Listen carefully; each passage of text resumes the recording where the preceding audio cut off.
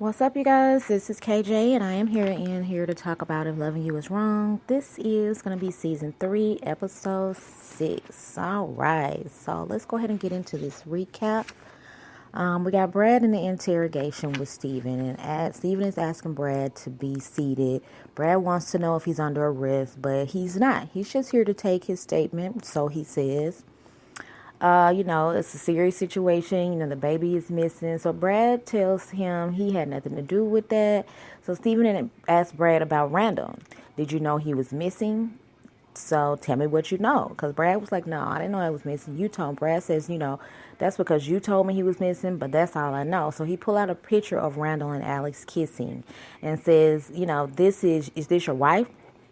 So they look, Brad looking disgusted because, it's a picture of them kissing. But Steven says he's not trying to upset Brad, but clearly this is a motive, basically, that he's trying to push. Brad shows Brad a court order paper for a court date for the next day for the custody of the baby between Randall and Alex. But he was like, you're a son. So Brad says, that's not my son, and you already know that. And Steve says that that's why they're here. So basically, Steve was trying to push the motive that because of the cheating, this is why Brad did this. Brad says, I don't know where they are. I don't know where he is, but whoever killed him, I'm glad they did it. Steve was like, nobody even said anything about killing. So, they kind of left it there for a moment. Then they come back and we was like, you said killed, and you said it was kidnapped. So it was, kidnapping is way different from being killed. So this is where Steve tries to go ahead and push the issue. And, Brad was just like, I told you, I don't know. But they go back and forth, and Steve is basically playing a bad cop. Like, I know, the lawsuit was filed. You shot at him, But Brad insists that I don't know where he is. He was like, well, do you know where your wife is? And Brad thinks Alex told the police to look for him, like Alex put the police on him. But Brad is basically just getting upset because he's being accused of something that he says he did not do. And also because Steve is bringing up the affair. Steve leave out and come back with Brad Boots with the dirt on him and question him about his whereabouts and why was he there and what he was there for. And Brad admits he is upset about the affair, but, again, he had nothing to do with this situation. In the station, we got Steve. Steve sends Ben to the hospital to keep an eye on Miss Louise and let him know when she wake up. He's supposed to be on Pete, but Pete is now on FBI detail. So Ben is really shocked about that, and Eddie's still being nosy about Brad's situation and, wondering if he was arrested or anything. Still not where he needs to be. Ben get a text from Julian to meet him up at the park or something like that later that day. We get over here to Kelly and Esperanza finally getting Marcy out of the bathroom, and Marcy's upset thinking about all things Randall and his ex and his past life and how life would be if she had not chosen Randall.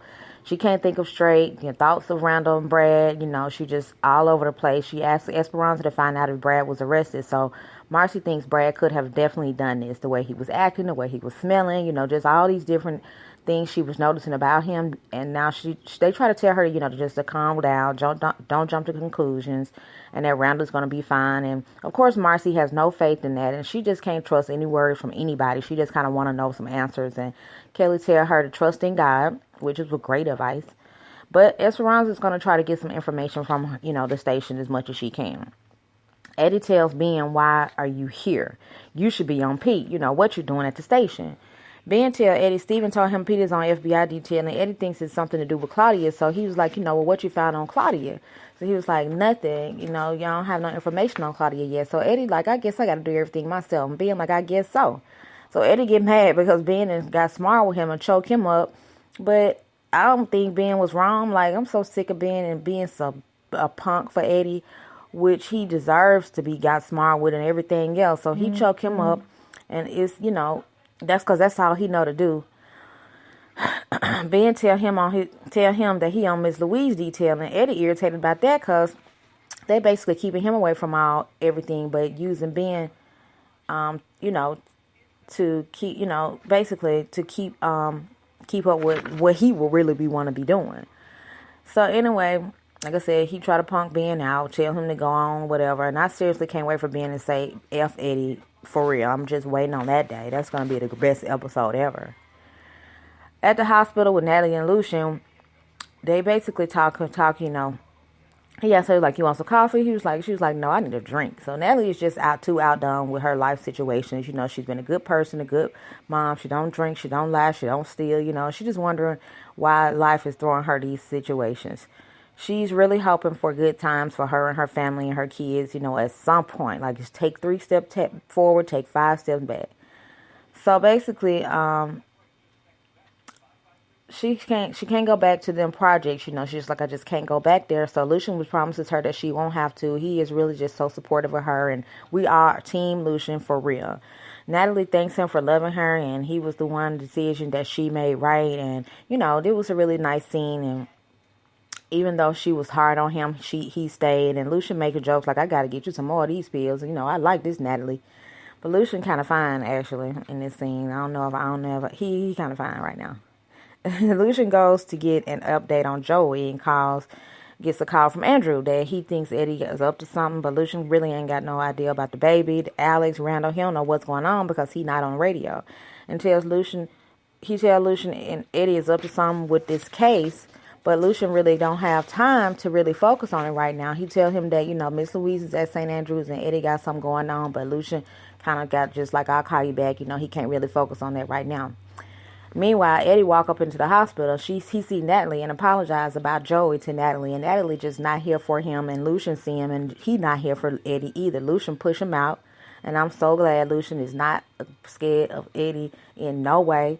And Eddie make reference to when Lucian shot him and how he was just too good of a shot. It must have been specially trained, blah, blah, blah. And Lucian say, you better stay away from Pete, But Eddie not even here for Pete. And he like, Pete, oh yeah, Pete. But Eddie not here for Pete, his time this time. But he did make notice of Pete was, Lucian's main focus. But Eddie just let him know he's being, Lucian let Eddie know that, everything is being watched. So don't even try it. Don't try me. And it was basically Eddie leaves singing Glory Hallelujah because he happy Joey shot Quan anyway more than anything else. And, he just being fake about wishing them the best. Natalie tell Lucian to keep an eye on him because she like, he crazy. He crazy. And Lucian let her know he crazy, but I'm crazier. And he not going to mess with Joey, so you ain't even got to worry about that. And Natalie like, why you won't just pull your FBI card? And Lucian like, don't you ever say that. Don't say that out loud in public. That's why we want to tell you because that's the thing, that's got to be secret. That's gonna cause problems for everybody. And Natalie didn't realize how important it is to keep this under wraps. Be quiet. The man is undercover. He done told you now. You better shut up good. Anyway, so Brad's still being interrogated. Oh. Now, Julius and Ben meet up. Ben's so focused on how nice the car is. Ben's a little slow. Clearly, he's just a little slow. We're just gonna go ahead and establish that right now. Anyway, Julius asked if he want to go for a ride, but do Eddie know and all this stuff. So no. Anyway, he tells him he could have used him on his team. Once again, they talking about that. They have a problem to take care of, and that's Eddie because they both hate Eddie. They couldn't do business. So Julius tell him to kill Eddie. And Ben just getting scared. Somebody he don't think he can because he a cop, but a dirty cop at that, and he don't want to get in trouble. Because no one will, basically Julius like no one will find out. Ben don't know if he can, but Ben says, why you can't do it? You the cartel, allegedly. And Julius feels if he needs to be done, it need to be done in a lot of duty. Because that's why they need you, Ben. Ben offer other things, but, I'm at this point, this is when I get confused. It's like Ben offering Julius his body or something. I don't know what is going on. Like, why they keep making references to this gay. I don't know what's going on with that. So y'all leave in the comments what y'all think about why they keep referencing that whole we want to be friends of together, who gay and who not gay, and you don't like guys and you like guys and you got something against people who like guys. I don't understand this part.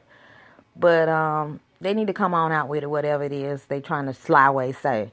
Julius tell Ben he walking away from an opportunity, the life, the money, the cars, the cribs, the clothes, the women, you know what I'm saying? He need to think hard about this one because one cop dead would change his life drastically, and Ben is just a punk, he just really scared and don't know what to do. So Julius let him take the car as incentive because he was so salivating over the doggone car he was driving to just kind of basically as incentive to help him think about his offer. And the writing between the two of them is just off. I don't know what's going on with that. Y'all tell me what y'all think about the Julius and Ben situation. Then, last but not least, we go back to Brad. He's still being interrogated, still going back and forth with Steven. Steven says he gets it, the motive with Brad, being upset about the affair. And Brad still insists he didn't do it.